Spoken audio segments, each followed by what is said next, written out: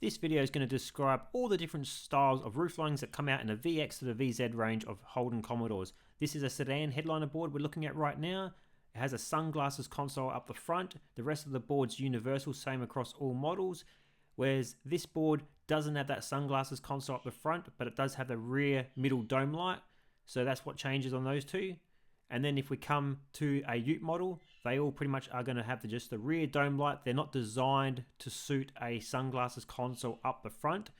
And the reason for that is because you can see on the Ute boards how they have that dip in the board itself, whereas the sedan models actually have a raised section.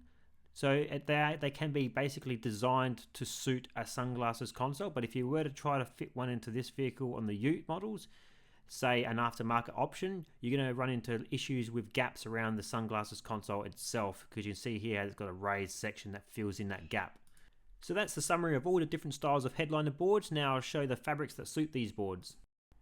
So if a Holden Commodore VT, VX, VY, VZ, WH or WL comes through for a car roof lining repair, there'll be 3 selections that we choose from our headlining materials to match up to the original factory material.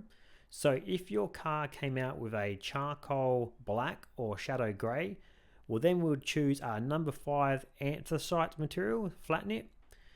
If your car came out with a light grey, almost like a beige appearance, but in a velour, we would choose our number 3 light grey velour, which is that more of that softer type of finish. So it's not a flat knit, it's just a velour finish, which is normally seen on the VX and VT models, the earlier models.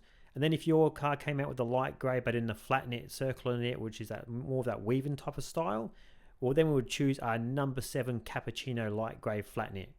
They can give off a beige appearance inside the car as well, so always keep that in mind. Anyway, we'll see you in the next video. See ya.